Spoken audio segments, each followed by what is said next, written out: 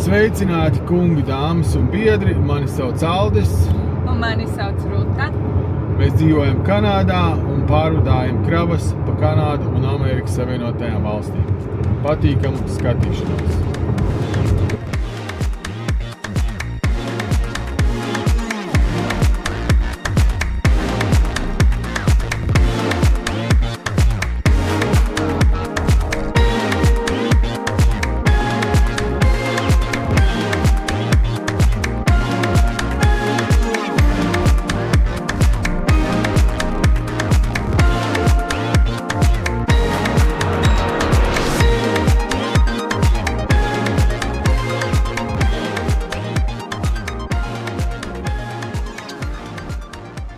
Sveicināti, biedri, kungi un dāmas!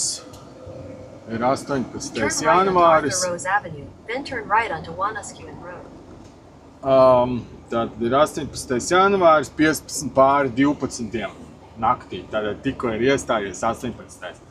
Kā jūs iepriekšējā video redzējāt, pašā beigu daļā, tas sieviņa Rutiņa ļoti ātri drāzās ar ātro palīdzību uz piekabi, lai mēs varam sākt kraut vēl vakardienā. Tātad iepriekšējo kravu mēs nokrāmējām 17. datumā, ja? Un nākošo uzkrāmējām 18. Tātad šī krava, kā jau es teicu, ies uz siltajām zemēm, 3400 kilometri. Un jā, mēs brauksim tā kā ciemos pie Kristapa K, nu ne gluži, tad mēs būsim ļoti netālu no viņa. Mēs brauksim uz Džordžu. Tātad piegāde būs kaut kādi, nezinu cik, bet nedaudz aiz, kā to vietu sauca? Atlantas, jā, aiz Atlantas uz dienvidiem, netālu no Floridas robežas. Tā kā es varēšu arī janvāra viducī izbaudīt vasaras vēsmas, vai kaut ko tam līdzīgu. Droši vien brauciena gaitā es pastāstīšu atkal visādi stāstus, man visādi stāsti ir padomā. Bet to atstāsim uz nākošo dienu, ka būs gaišāks un patīkamāks. Kā izstāst, ka mēs līdz mājām netiksim. Mēs esam 5 km no mājām, bet te kaut kas jau pīpā. Es nezinu, kas tur notiekās, ko viņi tur dara vispār. Šie mums nelaidīs garām. Uz spīļa mums ir gaismiņā virsū. Tur kāds grāvī ielicis, ja? Kāpēc viņš mums kaut ko teiks, kas tur domāts? Nē, šeit brauc projām. Pastīsimies, kas tur ir.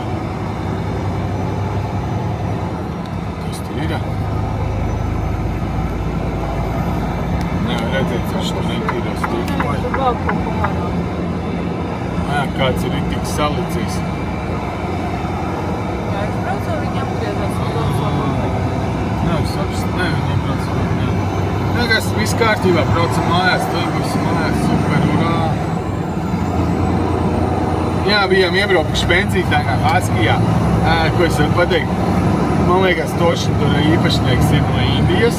Es atvainojos, no zemes, kur liek galvas ornaments. Mūždien tur nekas nestrādā, viss tur sačakarāts, salauzts, piemēslots. Tieši tāpat kā tai zemē, kur liek galvas ornaments. Vienkārši šausmas kaut kāds. Cīreiz gribās, lai kāds to vienkārši tur nošķūrē visu nost. Kaut tai zaļu zālību tur iesēja vai kaut ko, jo tas vienkārši ir briesmīgi. Nekad nekas nestrādā. Sveicināti, 19. janvāris. Pēcpusdiena. Nobraukt ir tā kā vakarā sākām braukt. Pēc ko nepatīk tur vilkties. Nevis vilkties, bet skriet nenormālās stundas. Katru dienu tad es domāju, ka brauksim nevis 3 dienās, bet 3,5 dienās to gabalu. Tagad ir teorētiski 2. dienas pēcpusdiena, aiziesim uz veikalu. Nopirksim kaut ko ēdamu. Veikals, kā jau redzēt, varbūt nav saule, tas ir Walmarts. Jā, tas ir mans mīļākais veikals Amerikā. Tur ir žāvētās žagatas. Grillētās žagatas. Un vēl visādi labumi arī garneles ir. Tas ir svarīgi, ka mēs dabūsim svaigus augļus un dārziņus. Jā, pāri robežai nevar vest augļus, dārziņus, neko tādu svaigu gaļu, zīves svaigas, neko nevar vest. Tā kā pārrodas pāri robežai un tad iet lielveikalā iepirkties. Ja es smiekšu, tad kaut ko gaņāku parādīšu mūsu asortimentu, ko mēs ņemsim. Tagad būtu manām žagatām, grilētājām, bet nav. Ko tagad? Mēs kur rupi savāks. Ko tā? Es saku, tur arī negrilē Jā, neviens. un ko tu savāksi? Priekšam tu ābolus, ko darīsim āboliem? Banāns savāks. Aizvien pēc banāniem. Man jau kas ir Es paņemšu pāris burtus. Mam.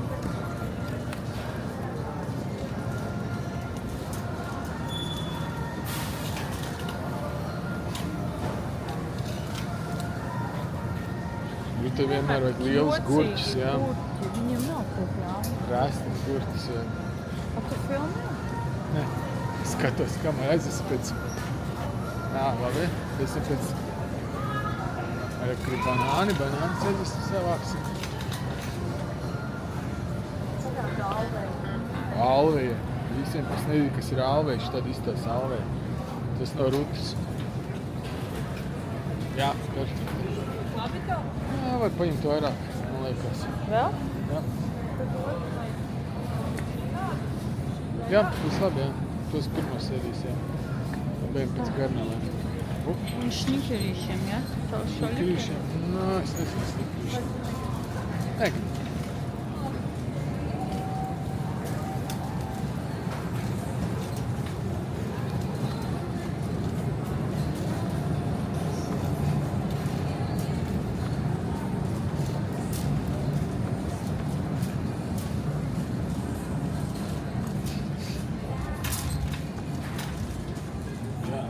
Garneles lielā izvēlē, kuras mēs ņemsim, viņiem nav tāds, kā man patīk. No? Paņemsim tīta ar kāju žāvēt. Man rutplījums tīta ar kāju žāvāt. Es paņemšu tā. Tagad paņemšu, šitos mega dārgās ir. Šitos neņemsim, rekar mazā tas ir lielais iepakojums. $8. Tāpēc, ka ruta viņām nevienam nav ar mizu.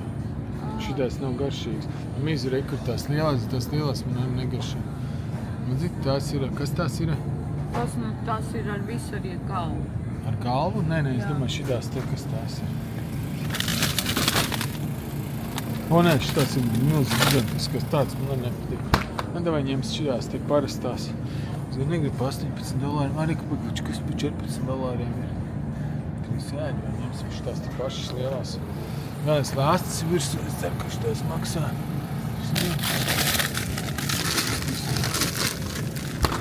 Tas ir liels, bet tas būs labi. Sēģot.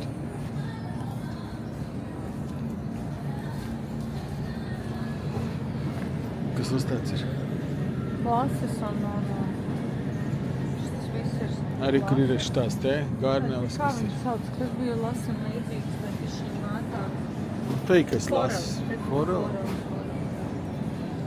Kur ir garneles. Man ir, ka šī var ietaupīt atlaidi $8. Tur šim derīgum termiņš iet uz beigām, ne? Kur? Jā. Rekur. Cik tur ir iekšā vispār? Jā, viņš ir šodienas datums. Tad rītā būs explosive diarrheas. Neapēdis šodien. Pagaid, jā, 19. jā. Šodien. Labi, neņemsim. Kur ir smoke? Kas tur ir? Fresh to smoke was a 24 hours. Jā, gatavs, jā. Labi. Samarināts. Viem tālāk, kur jāiet tālāk. Es nezinu, ko tev vajag. Man neko vairāk nav. Nodzēv vistu. Nav, Bēs. ir. Labi. Ko mēs ejam ņemam vēl? Es nezinu, ābolu, gurķi. Tev ir vīri? Jā, ko tev vajag labi? Viss ejam maksāt? Jā. Ejam maksāt.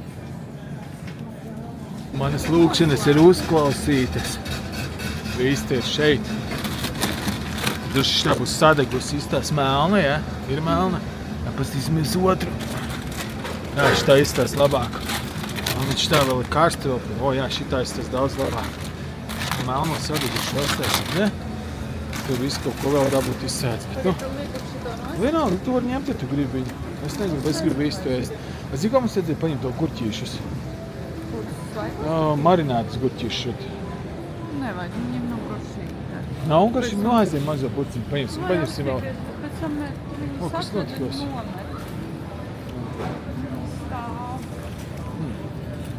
Kameras saplīsa. Tādi mūsu iepirkuma grozā ir gurķi marināti. Tie mandarīni, ruta vai apelsīni, kas tie? Mandarīni. Garnels ir, banāni, gurķi ir. Tad ir šis te, kas tas bija pa kāju, ruta?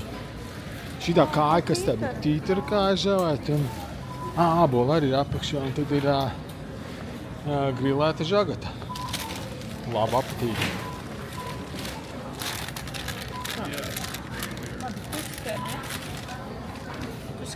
Labi.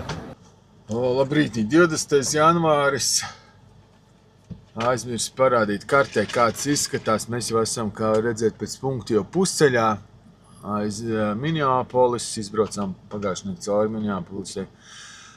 Bet no mājām līdz pašam galam ceļa garums ir, aizbīdīju prom karti, ir 3362 kilometri vai 33 stundas. Tātad braucot pilnā gāzē, Amerikā, kad braukt 11 stundas dienā, tad 3 dienās mēs būtu tikuši līdz galam, ja braukt pilnā gāzē, bet man nepatīk tā skriešana, lekšana.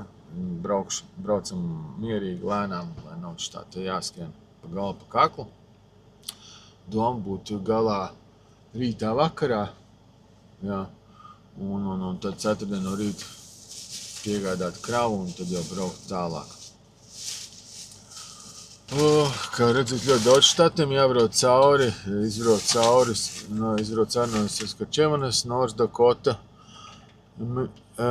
Minnesota, kas tālāk mums ir Minnesota, Iowa, Missouri, es nezinu, varbūt tur sanāk Illinois, bišķi iebraukt, varbūt nē.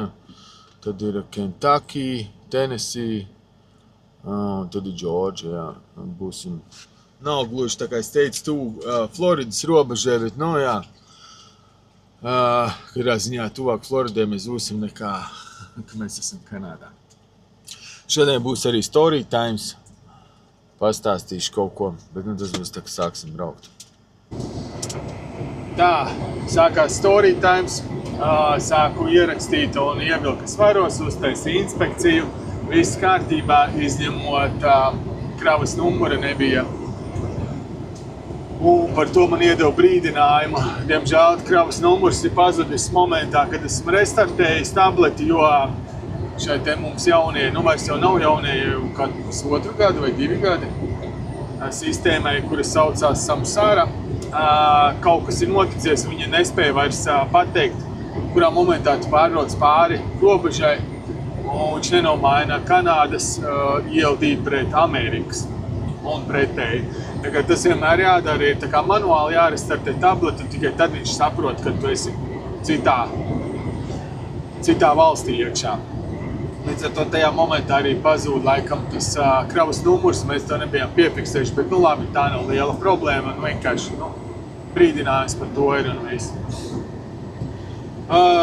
Jā, ka es sāku ierakstīt, stāstīju par to, kad sieviņa Rutiņa teica, ka es esmu ļaunatminīgs, ka es atceros visādas tādas lietas no pagātnes, kā pieņemsim viens no bērnu dārza biedriem. Protams, tas bija, ka mēs jau bijām izauguši lieli, kad bija nauda, palika parādā 5 lati un vēl šodien nav atdevis, vārdu uzvārdus nesaukšu, bet es viņu atceros. Katru reizi, kā es viņu Facebookā ieraugu, es zinu, šitas Džeksam parādā 5. Tāpat tās bija viens klients, kuram es bieži taisīju mašīnu un bija tā kā uzticams cilvēks un paziņa un tā. Un tad bija mašīna maiņa, un mēs samainījāmies ar mašīnām, viņam bija jāpiemaksā klāt, un bija kaut 2000 lati, un tos 2000 latus vēl līdz šai baltai dienai neesmu redzējis. Tātad tas bija pirms 20 gadiem notikums. Tajā laikā 2000 lati bija liela nauda, 2006. gadā tas bija 4-5 mēnešu algas man. Un tad ir tāds jautājums, cik tu ilgi vari paciest to, kad tev izmanto, kad tu dzīvo pēc labākās sirdsapziņas, nevienam nepaliec parādā, visiem samaksā, tu pat neko nečīksti, bieži vien pretī vienkārši tu ej un maksā, tev paprasa, tu samaksā, tu vienam parādā nepaliec, bet citi cilvēki to var darīt, palikt parādā. Un tad paldies visiem komentētājiem video par to servisu, katram mums ir sava taisnība un doma, un nevajag vienam otram piespiest domāt tā, kā viņš domā. Man bija nedaudz sirdsapziņas pārmetumi par to, kad es palūdzu jūsu atbalstu tajos komentāros. Protams, tas jau viss jau ir izdzēs, un to es jau pēc tam sapratu, ka tā būs noteikti. Bet nekas, paldies visiem par palīdzēšanu, kas palīdzēja, un paldies ar tiem, kas nepalīdzēja un skatījās. Un tas stāsts ir par to, ka vienā reizē, es braucu pats par sevi, man bija klients, kas arī negribēja maksāt. Stāsts bija tāds, ka es braucu uz Ameriku, vedu kravu un sameklēju atpakaļceļam kravu no Amerikas uz Kanādu. Bija jāsavāc pilnīgi jauns pick-up trucks kaut kur Amerikā, neatceros kur, bet jāved uz Winnipegu, Kanādā. Es tagad to mašīnu savācu un braucu mājās. Tagad es jau tuvojos robežai, es viņiem zvanu, prasu, kur ir tie papīri, man jātiek pāri robežai. Viņi saka, ka nav, nebūs šodien. Rīt vai parīt būs, es saku, jūs saprotat, kad es jau pateicu iepriekš, jūs zinājāt, kad es savākšu to mašīnu, jūs man neko neteicāt, jūs tagad pēdējā momentā. Viņš saka, bet tā ir, un es saku, labi, es varu 24 stundas $500 pagaidīšu, viņš saka, viņi nemaksās. Tagad jautājums visiem celtniekiem, mehāniķiem, visiem pārējiem, ja jums būs jādara kāds ekstra darbs, jūs darītu to pa brīvu vai nedarītu? Tas ir kā pieņemts Kanādā, kad šoferim ir jāgaida, kur cenā parasti ir iekļauts, tātad pārveduma cenā ir iekļauts 2 stundas uzlādēšana, 2 stundas izlādēšana. Amerikā ir normāli pēc 2 stundām tev sāk maksāt tātad par gaidīšanas laiku, kā kurā vietā $20, $40, kā kurā vietā. Tas nav svarīgi, bet tur vismaz tiek novērtēts šofers, tiek maksāt. Kanādā nē. Kanādā tas ir normāli, kad mēs kaut ko neizdarījām un tagad sēdu un gaidi, bet pretējā virzienā, ja šofers nokavē, mums ir viens tāds gadījums sen gads atpakaļ, ka ne manas vainas dēļ, bet nesanāca piegādāt to kravu. Viņi iesūdzēja kompānijas, ar kuras mēs tagad strādājam, gribēja sūdzēt tiesā, par cik tur tiem tūkstošiem redzēja krava nokavēja kuģi. Tur vispār nebija nekāda mūsu vaina, tur vispār tas ražotājs pa dienu aizkavējās visu, Man tāpēc bija jāskrien pa galvu pa kaklu, kaut kā tajā laikā es braucu viens pats, man nebija tik daudz stundas, lai es paspētu aizvest to kravu līdz tai ostē. Viņi mēģināja no mums piedzīt naudu, nevis no ražotāja, kurš pa dienu vēlāk mums izsniedz to kravu. Bet labi, atgriezīsimies stāstam par to mašīnu. Tad maksāt viņi negribēja.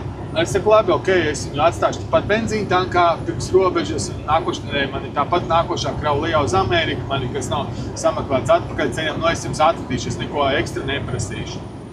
Protams, viņam tas nepatika, viņš man teica, ka es būšu atbildīgs par to mašīnu, tā tālāk es teicu, jūs negribat maksāt, es arī tur nesēdēšu, vēl pēc tam nenosakām ilgu laiku.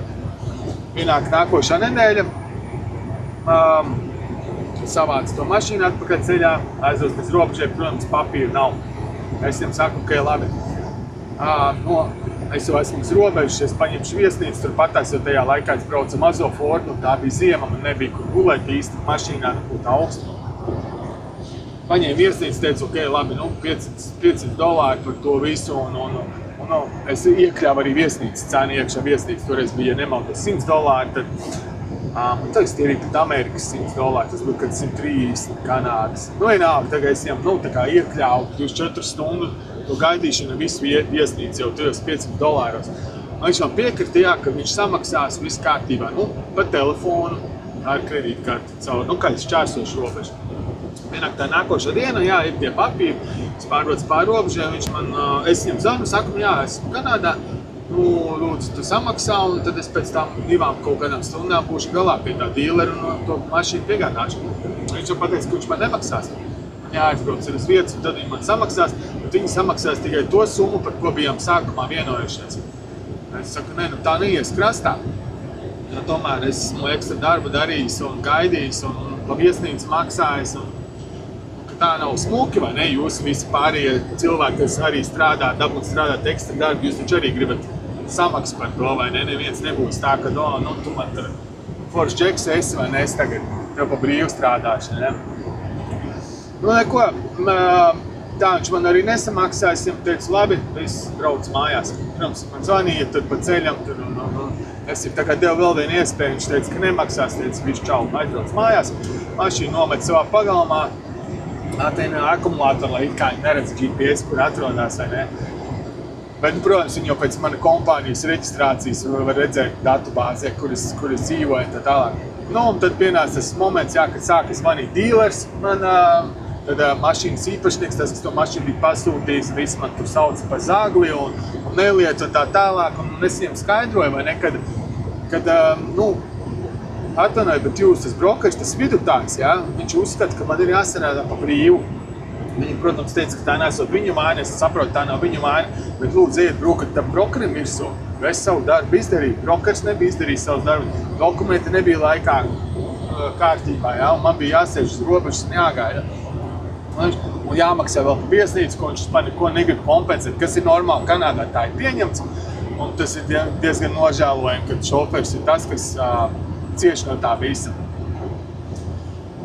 Un tad, ko viņi darīja, viņi zvanīja policijai. Kad es to mašīnu nozadzu, policija man zvanīja un prasa, kas tur ir, un es viņiem stāstu, ka cilvēks vienkārši negrib maksāt par padarīto darbu. Protams, viņi tur bišķi pasmējās, teica, jā, tad, kad viņš samaksā, lūdzu atdot viņam to mašīnu, ne? Tad viņi saprat, caur policiju neies, viņi caur apdrošinātājiem mēģināja, zvans no apdrošinātājiem. Es viņiem stāstu to pašu stāstu, viņi, protams, arī pasmējās, viņi bija kā daudz mums saprotoši, ne, ka, ir jāmaksā par darbu. Un tāda pagāja kaut kādu pusotru nedēļu, ka viņi saprata, jā, ka tur viņiem nav nekādu variantu, un tad viņi tā kā piekrita, ka jā, viņi maksās, bet man tā mašīna jāaizved viņiem ir. Protams, es no viņiem dzīvoju apmēram 800 km, es teicu, jā, $800, un es aizvedīšu, tad viņiem bija tā, kāpēc? Es saku, ko kāpēc? Pirmkārt, tu jau man vienreiz jau piečakarēji, jā, un tagad, lai es tev vēl vēstu par to, protams, ka nē. Protams, beigās viņi bija apvainojušies jau vēl vairāk, vai ne? Un tad vienkārši viņi atsūtīja savu transportu, un tā balla beidzās, bet es dabūju visu savu naudu. Tas bija tikai vienīgais veids, jo ja es būtu aizvedis kā nolicis, piegādājis, kā bija runāts, jā, viņi man samaksāts sarunāt to summu, bet viņi nekad man nebūtu samaksājuši to ekstra naudu, to laiku, ko es iztērēju, ko es viesnīcu samaksāju un tā tālāk. Un tad bija vēl viens arī stāsts, kur es cilvēkam aizvedu, kādreiz es nodarbojos arī ar drive away servisu, ja, pirms tu nopērci transporta līdzekli, un es tev aizvedu viņu, braucot aizbrauc pie tevis, ja. Es biju jau vairākas tādas darījis, tur uz Meksikas robežu, un uz Ameriku, tad arī bija viens cilvēks uz Ameriku, kuram man bija jāaizved, viņš man tā kā noalboja, tur arī bija visādas problēmas, nevarēja palaist. Tā arī nav mana vaina, ka mašīna stāv izsolē, viņam ārā -35 grādi, viss tur sasals, nevar palaist, man bija jāņem ekstra viesnīca, ekstra jāgaida un tā tālāk. Mēs vienojamies, jā, ka viņš tur piemaksās par to klāt, jo, es negribu strādāt pa brīvu, jo tā summa, par ko mēs vienojāmies, bija par to, kad es aizbraucu, tas būtu bijis pusotras dienas darbs, tas beigās izvērsās 3 dienu darbs. Dēļ tā, ka, viņš nopirka izsolē mašīnu, to neviens nezina, kas tur tā izsolē ir, un vai tāpēc man jācieš, vai ne? Tad arī bija tā, kad es aizvedu viņam mašīnu uz Ameriku, un viņš pat neparādījās, viņš nelikās nesīts, viņš stāstīja. Jā, es ielēju vēl $300 degvielu, vēl klāt salēju, iztērēju savu naudu pēdējo, kas tajā momentā bija ļoti, ļoti svarīgi. Mums nebija naudas. viņš pat neparādījās tur. Viņš man tik stāsta aizbrauc uz turieni, tev tur stāv aploksnīte, kaut kādā svešā mājā bija jālien iekšā. Es jutos tā kā noziedznieks tur vienot kaut kādā svešā garāžā iekšā. Protams, ka nekur nekāds aploks nebija nekas. Un tad, kad es sāku rakāties dziļāk internetā, es atradu, ka viņš ir jau tādā veidā apšmaucis daudz cilvēks, ko es izdarīju tajā reizē. Es jau, protams, atkal varēju būt labais cilvēks, kā jūs daudz domājat, ka tā nav labi darīt, vai ne? Es varēju visu teikt, jā, viss kārtībā un braukt mājās, nokārt degunu un braukt mājās. Es paņēmu visus papīrus, atslēgas, visu tātad papīrus, kuriem šķērso robežu, visu dokumentus un aizbrauc mājās. Es jau pateicu, būs nauda, es tev aizsūtīšu pa pastu papīrus. Pēc dienas papīru būs klāt. Protams, tad viņš tur sāk visādi nomelnošanas kampaņu un tā tālāk, bet papīrs viņš nedabūja, atslēgas nedabūja. Ko man darīt tādā situācijā? Jā, es nedabūju savu naudu, jā, un viss. Tātad, ja es tā paskaitītu, pēdējo 20 gadu laikā esmu ļoti daudz naudas zaudējis, un es īsti neesmu tā baigi neko nekad cīnījies. Es neesmu nevienam uzbraucis, neesmu nevienam draudējis, neko. Nesamaksā, bet pienāk tas moments, kad saproti, ja tu par sevi necīnīsies, vai ne, par tevi arī neviens necīnīsies. Tev citreiz ir jāizdara kaut kādi, jāpieņem lēmumi, varbūt ne tie pareizākie, bet jāparāda tai otrai pusē, ka, ne tie etiskākie, un varbūt jāmat tur viss pārmetumi, bet, tā ir mana nauda, tas ir, ko viņi atņem manai ģimenei. Par to ir jācīnās, un tās tiesas visas, to var, protams, darīt, bet tas ir ilgi gari, un protams, es no sākuma mēģinu vienkāršāko veidu parādīt viņam, kad es pretošos, vai ne. Protams, es esmu gatavs ar viņu vienoties, ja viņš grib vienoties, vai ne, par kaut kādu summu, bet tas, ka viņš iedomājās, ka tā piekabes labošana, ko viņš neizdarīja, tas viss ir ok, un ka viņš par to nav atbildīgs, vai ne, kad viņam par savām kļūdām nav jāmaksā, ka man jāmaksā par viņa kļūdām, vai ne, tad tas neies krastā šajā gadījumā. Tā kā viņš ir welcome to ar mani sazināties, varam apspriest, bet neizstāds, ka viņš ir tāds džeks, kam patīk, ka sētas durvīm līdz tiekšā. Ar to laikam šitā te murmulēšana beigsies šoreiz. Jā, kur brauc turisti no kaimiņu provinces, Manitobas, pie Manitobas numuri. Cilvēki brauca kemperi uz Floridu. Kā viņi sauca? Snowbirdi, ja? Viņi sauc par snowbirdiem, kas ziemā lido projām no Kanādas. To pārsvarā dara vecāka gada gājuma cilvēki lido. Citi lido, citi brauc pa ziemu, augstos mēnešus pavadīt siltajā zemenēs, cits Floridā, cits Kalifornijā, cits Arizonā, kā nekoši. Jā, tā viņi sauc par snowbirdiem. Vai arī, bija vēl viens nosaukums viņiem, White Mexicans, tā arī mūs sauc. Tas ir bišķi tāds smieklīgs nosaukums. Es nezinu, vai kamerā var labi redzēt, bet te ir lūk viens no iemesliem, kāpēc es nepatīk braukt uz austrumiem. Jā, šitās situācijas, kā tuvojas kādām pilsētām, apveceļiem un tā tālāk, viss ir vienmēr ir, neskatot naktis, bet dienas laikā viss ir sasprūdis, knapi, viss kustās priekš. Šis te posms mums, kas te jānobrauc, te bišķiņ maziņš gabliņš ir ekstra 15 minūtes tagad. Tas vienkārši kaut kāds murks. Labākais ir braukt uz rietumiem vai kaut kur uz dienvidu rietumiem, kaut kur lejā, jā. Tur ir kaut kur kādreiz kāds problēmas, bet ne tā kā uz austrumiem. Austrum tas ir vienkārši briesmīgi. Use the left lane to take the I-24 East ramp.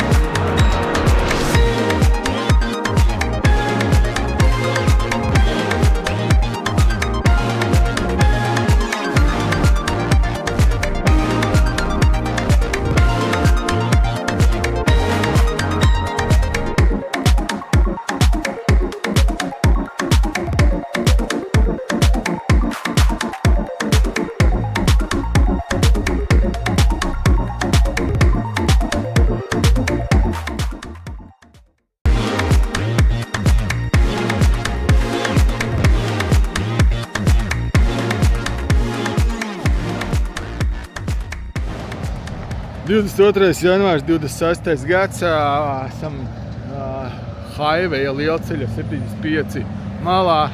Tad uz to pusi ir dienvidi, tur ir Florida uz to pusi, tur kaut kur dzīvo Kristaps.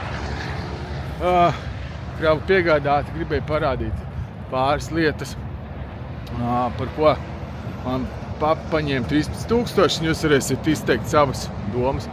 Tātad viena no 3 lietām ir papildus lukturīši. Tātad jūs redzat, ir apakšējais papildus lukturs, tas bija oriģināli, tad ir vidējais papildus lukturs, ko viņi uzlika, un tad ir augšā tas ovālveidīgais, ja, ko viņi uzlika.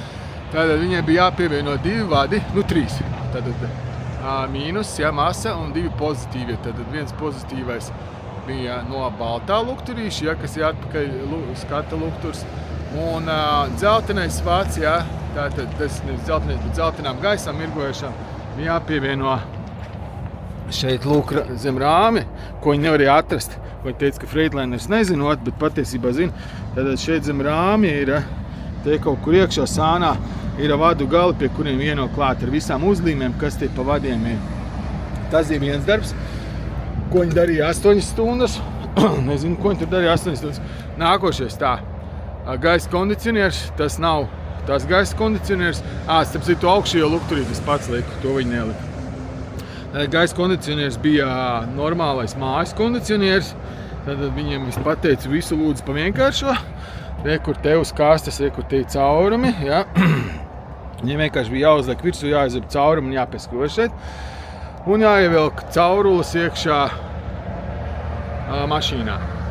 Ko viņi izdarīja nepareizi, es viņiem teicu visu lūdzu pa vienkāršo. Viņiem bija jānopērk tātad gumijas šļūtens, jo mājas kondicionieriem nāk tās vara.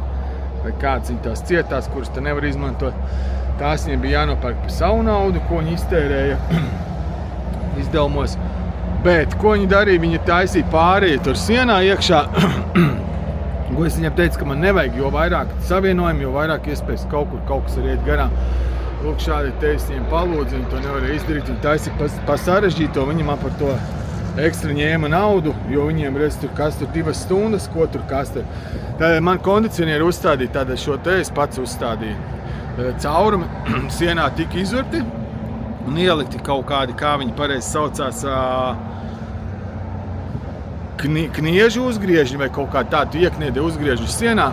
Tad pieskrūvēja, tātad to es visu darīju viens pats, sieviņi palīdzēja man mazliet pieturēt, atzīmēt, kur ir caurumi.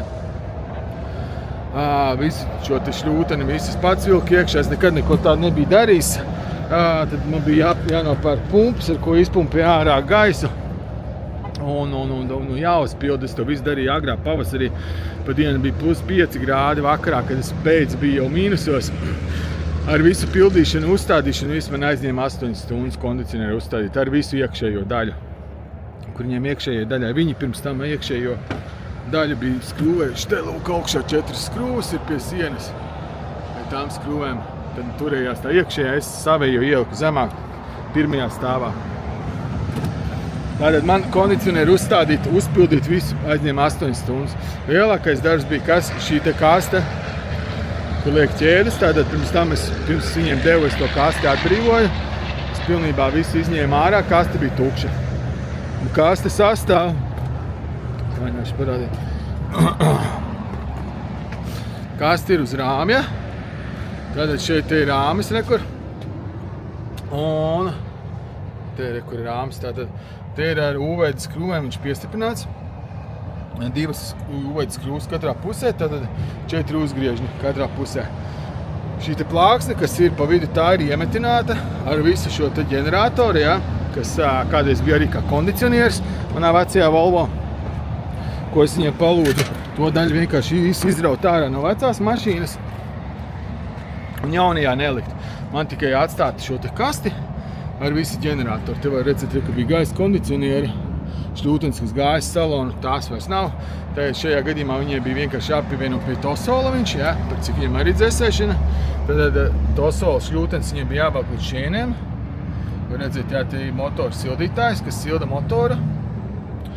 Šis te bija, viņi bija savienojuši tā šļūtens nepareizi. Es domāju, ka man sildītājs nedarbojas. Ja pirmo reizi, kad es ieslēdzu, man viņš nedarbojas, met ārā kļūdas. Es aizvedu pie Freightlinera pa garantiju. Viņi teica, ka nav pareizi savienot šļūtenes. Tātad tās es dabūju pārvienot.